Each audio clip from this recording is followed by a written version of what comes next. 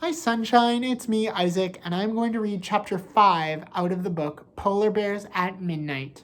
Past bedtime, not Polar Bears at Midnight. Polar Bears past bedtime, and it's the Magic Treehouse book number 12. Chapter 5 is called Youre It. The dogs were barking wildly at two small creatures playing in the moonlight. Polar bear babies! Cried Annie. One roly-poly cub leapt into the other. Then they started rolling through the snow.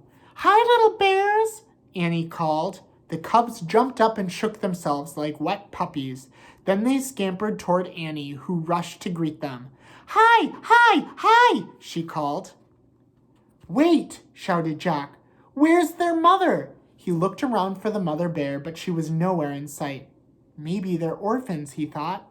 Jack looked back at Annie. She was wrestling with the little bears in the snow. She was laughing so hard that she couldn't stand.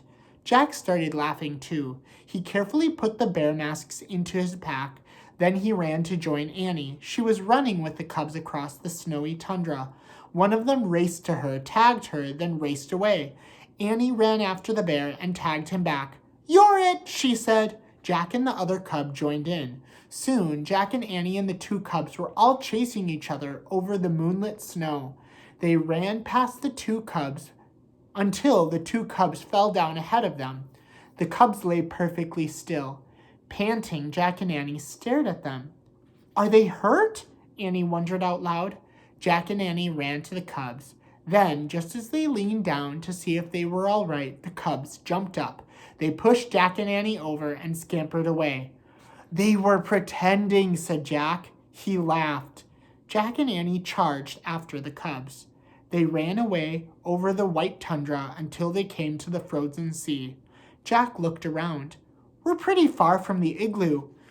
I don't hear the huskies anymore, he said. Maybe we should go back.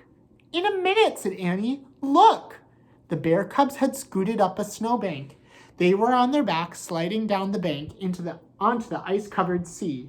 Jack and Annie laughed. It's like sledding, said Annie. Let's try it. Okay, said Jack, but then we have to go back. Jack followed Annie up the snowbank. He clutched his pack in his arms. Annie lay on her back. She whooped as she slid down the ice. Jack followed her. Watch out below, he shouted. The little bears were sitting at the bottom of the snowbank. Look, there they are. Whoops. There they are. Sliding down the hill with the polar bear babies.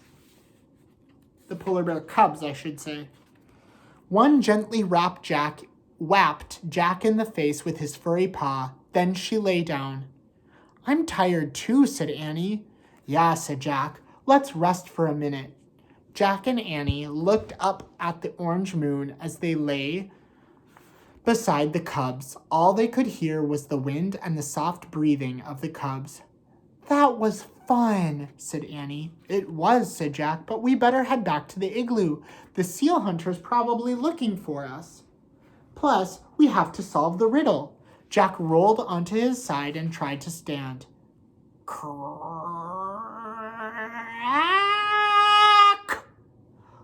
Uh-oh, he said. He went back down onto his knees. I think we're on thin ice. What do you mean? Said Annie. She started to stand. Another crack rang out. Uh-oh, she said. She carefully lay back down. The polar bears moved closer to Jack and Annie. They made little crying sounds. Jack wanted to cry too, but he took a deep breath. Let's see what our book says, he said. He reached into his pack for the Arctic book. He took the masks out first and handed them to Annie. I took these from the igloo by mistake, he said. As he started to reach for his Arctic book, he heard the loudest crack of all. Crack!